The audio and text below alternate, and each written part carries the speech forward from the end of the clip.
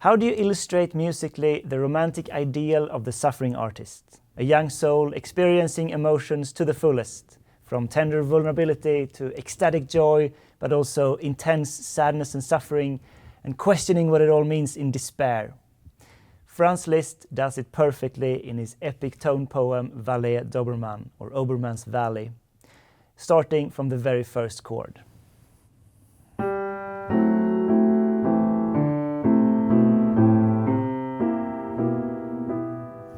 It's a lot of pain and suffering here. So it's A minor 7 in the right hand, but with the F sharp as a syncopation in the left hand makes it very unstable. Especially the dissonance between the F sharp and the G.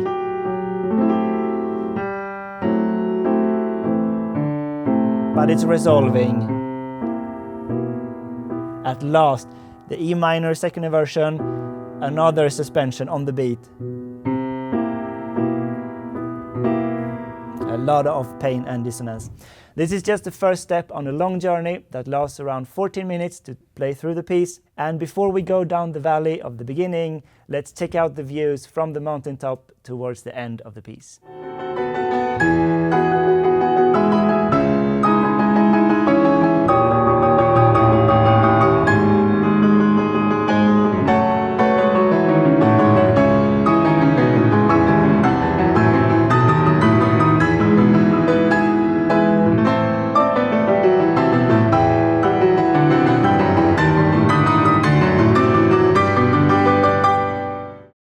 So in the Liszt repertoire, we have these 3 books called Années de pèlerinage, or Years of Pilgrimage. The first with the subtitle Switzerland, the second Italy, and the third no specific country.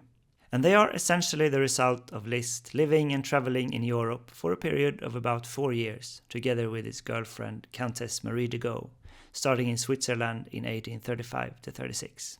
And as usual with Liszt works, it's a bit complicated to track the history of it, but he first published a collection of pieces called A Traveller's Album in 1842 that includes 7 of the 9 pieces from this Swiss book. Then he came back and revised them later, which is something he did quite often with his compositions, and published the final version of the collection in 1855, with some pretty heavy reworkings and 2 new pieces. And the inspiration for the music here comes from a novel called Obermann by the French author and pioneer romantic figure Etienne de Senancour. And in fact, the early version in A Traveller's Album was dedicated to the author. It's about this romantic, sensitive soul Obermann who goes out in nature, specifically the impressive landscape of the Swiss Alps with steep mountains and valleys, basically to seek solitude and retreat from the complexities of society. There he wrestles with heavy questions like the nature of existence, the pursuit of truth and beauty, and the challenges of human relationships. It's written in a monologue form, tracking his thoughts and feelings in letters and diary entries, and Liszt includes 2 paragraphs on the score to provide the proper conceptual backdrop for the music.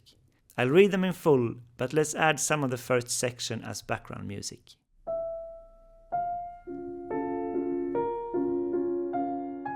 What do I want? What am I? What should I ask of nature? Every cause is invisible, every end deceptive. Every form changes, every time span works itself out. I feel I exist in order to be consumed by ungovernable desires, to drink in the seductiveness of a fantastical world, to stand aghast at its voluptuous error. And the second one, unutterable sensitivity, charm and torment of our empty years, immense awareness of a nature that everywhere overwhelms and is impenetrable, all-embracing passion, indifference, advanced wisdom, voluptuous freedom, all the needs and deep sorrows that a mortal heart can hold. I felt, I suffered in that memorable night. I took a dark step towards the age of weakness. I swallowed up 10 years of my life. Then there's also a third long paragraph from Lord Byron's poem Childe Harold's Pilgrimage that works with the same kind of topic matter, but put even more poetically. Could I embody and embosom now that which is most within me? Could I wreak my thoughts upon expression and thus throw soul, heart, mind, passions, feelings, strong or weak, all that I have sought and all I seek, bear, know, feel, and yet breathe into one word, and that word were lightning, I would speak. But as it is, I live and die unheard, with the most voiceless thought, sheathing it as a sword. Liszt basically works with this psychological material and writes a musical essay on it. Let's look at the music and see how he does that.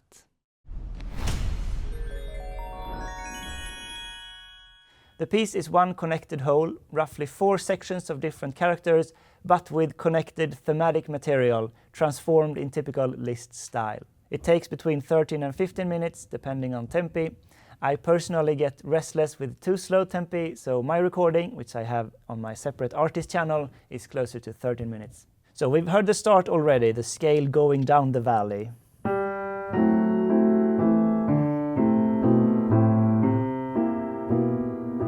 I think it's also meant metaphorically as an inner mental state of mind, like the valley of bad thinking. And this is a significant property of the piece, that it stays in this sad and slow character for a long time, like a third of the piece, 5 minutes, just wallowing in the depths of doubt. And it's an unusual choice for a concert piece of this scope, but it's also a reason for its greatness. The reward comes later, but you have to endure this first.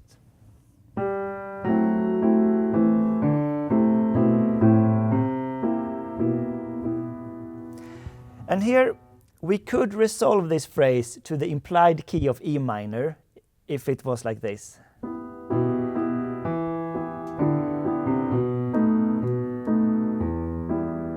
That would settle the tonality from the start. But Liszt, instead of this, he turns immediately to somewhere else harmonically.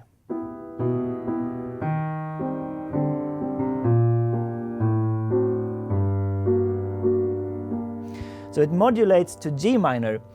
It's the same feeling as the C sharp in Beethoven's Third Symphony in the 7th bar, which is an important bar in music history, because it's an immediate modulation, like searching for somewhere new before the tonality, the key is really established in the beginning. I mean, we sense the E minor, the key, and it's like a 2-5-1, this dominant 6-4 chord, but then instead of resolving G minor cadence here with another of these suspensions, the minor major 7 top note suspension. Then we go for another round. So it's the same chord but now in G minor.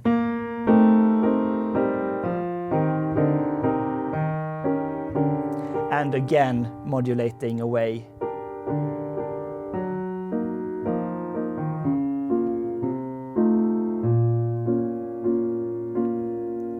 So already with the 2 first lines, you set this stage of searching for something else. You need answers, you're not very unsettled music. Then a new idea, higher register, sotto voce, soft voice.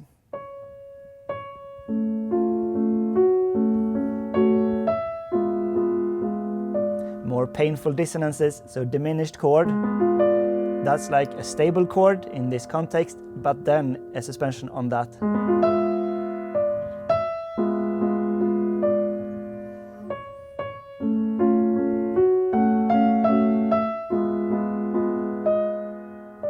There's not really much happening here. It goes on for a while. I'm not going to play through all the music in this format. I'm just going to mark some structurally important points. After a page we get even slower writing, like really depressed music here, as I said.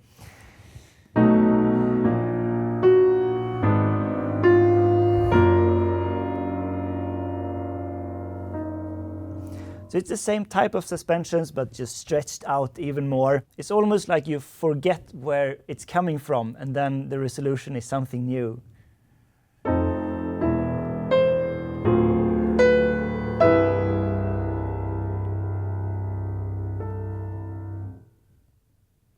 Long pause.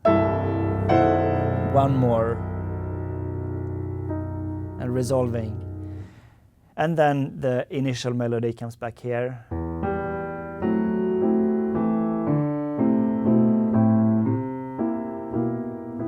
So we get these ideas a few times, you really have to wade through it. And just as it seems the darkest, the section ends with these really low, like timpani drum beats.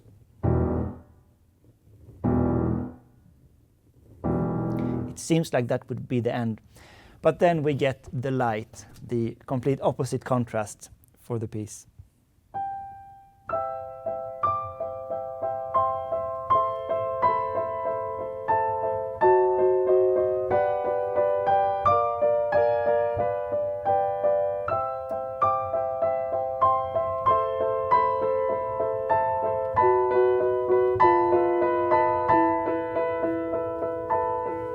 And so on. Now, the really cool thing here is that these two themes or motifs are connected.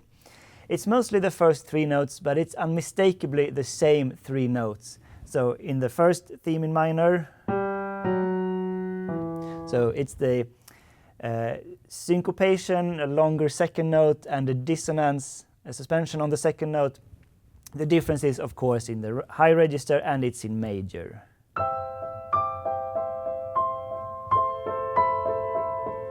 So then it's repeated, and it's slightly different how it continues, but it's basically cut from the same cloth, as it were. It starts off quite still, pianissimo, dolcissimo, but then it gets moving more and more, little developmental section here.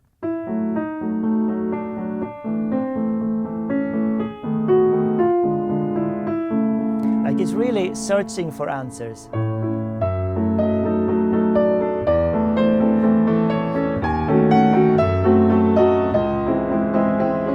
It ends with a solitary melodic statement going down in the register again.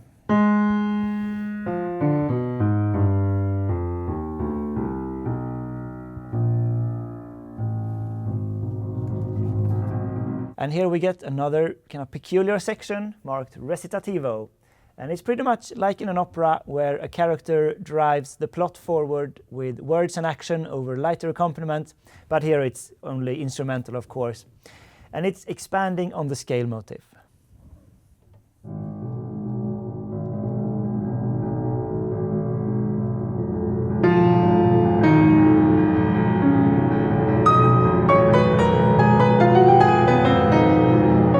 This is the doubt coming back, essentially. Now finding a stronger hold, getting more frustrated and angry.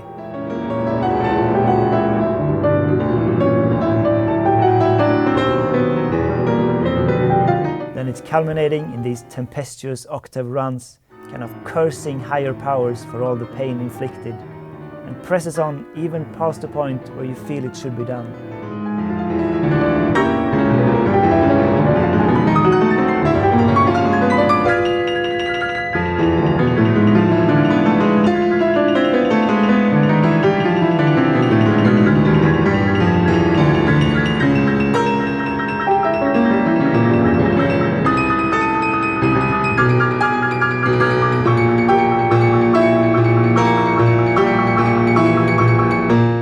Finally, it reaches these heavy timpani blows again. Chromatic movement.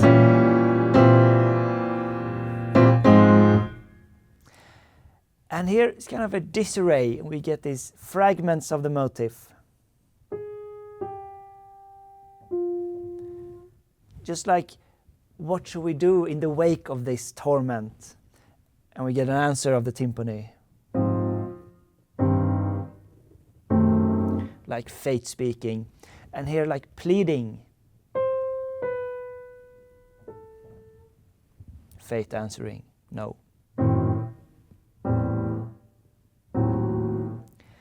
And then a final solitary statement again.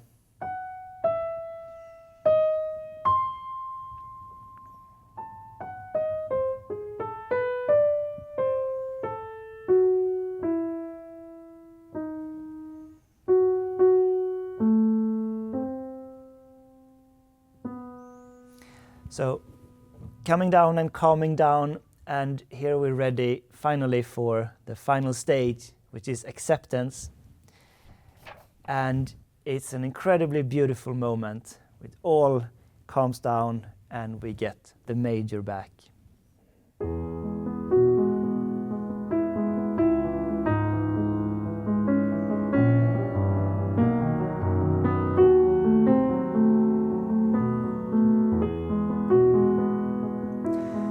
It's the same as we had the theme in major when we had it up here.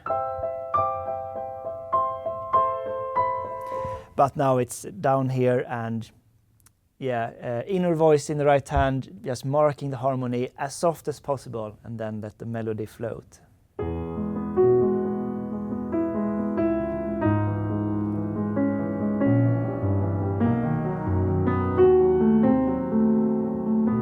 So this is the final fourth part of the piece, basically, starting here.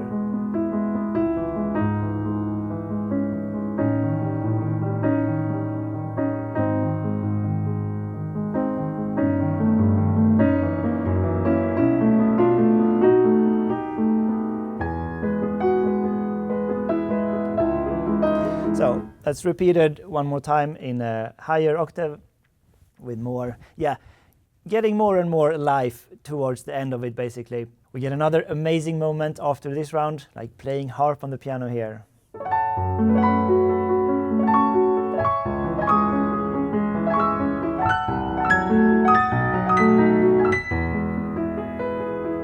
And can you see what that is?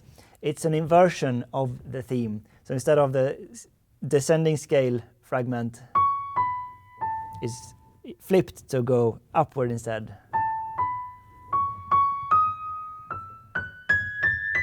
And like heroically.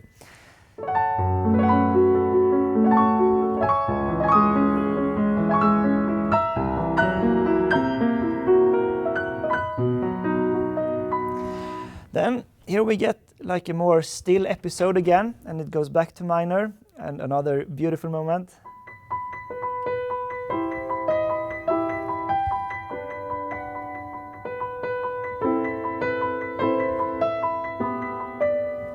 And the secret of this moment is the D natural. So in E minor, he goes from the harmonic mode, so using the D sharp as it's part of the dominant chord in harmonic minor.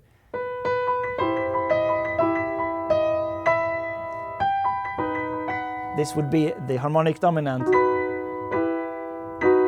But instead, he flips it to the natural minor mode.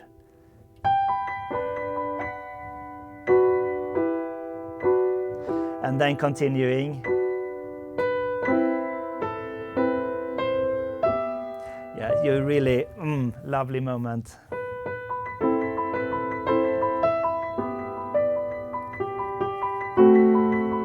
Some tension starting to come up here.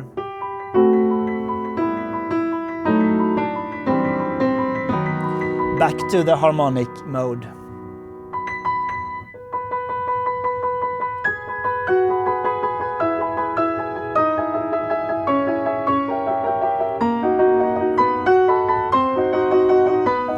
So it's a restatement of the descending theme in major again, with an ever-increasing energy charge with these repeated chords.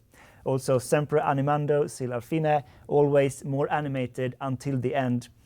So it's like when you have more and more movements, ultimately will be vibrating. That's what it feels like playing these repeated chords. They start pretty much just adding energy all the time.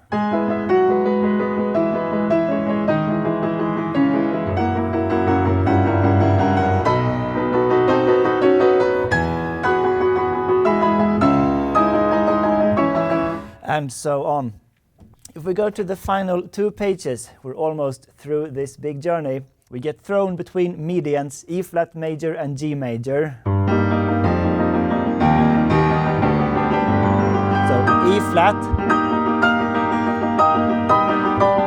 G. Very fresh, the harmonic or chromatic mediant, always a fresh perspective.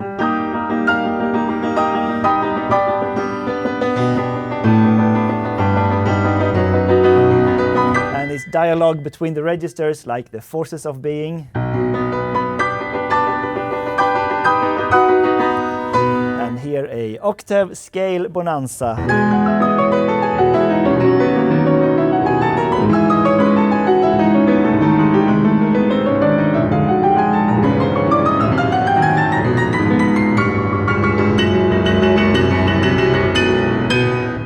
I love how Liszt isn't ashamed of his climaxes, just goes for it. There's French 6 chords. A secondary dominant turned into another French 6 chord, dominant, leading note to the melody statement again in a fuller register. Now, for the final page, we get a final harmonic transformation of the theme, which is epic. So instead of the normal E major to C sharp minor, which we're used to, we get this. It's the E half diminished to C to F. Back to E. And now for a second alternative. E fully diminished to C to F minor. Or with repeated, of course.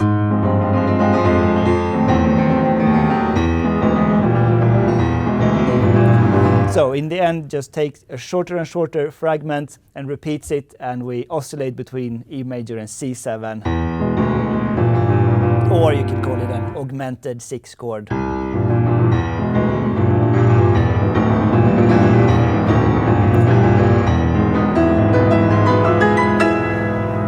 So it's like we're torn between different strands of harmony, but we finally settle with E major in the end. So we celebrated life. Love conquered darkness and turned it into something great. But there is one statement remaining, and it feels like a question.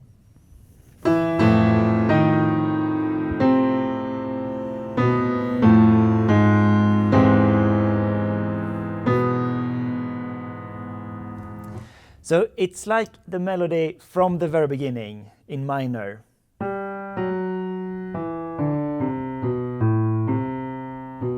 It's a little bit shorter here and more syncopated.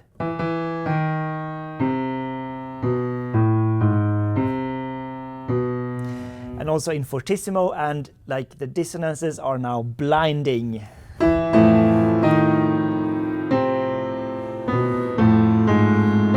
This is the augmented chord, the flat 6, resolving.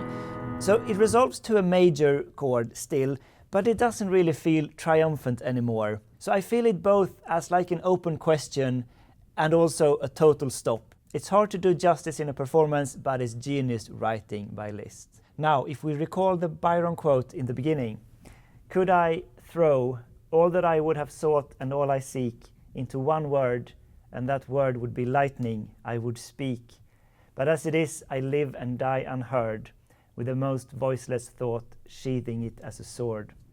So this phrase poses a question. Are you sure it wasn't just an illusion, a fantasy, something that only could have been? Or can it be real?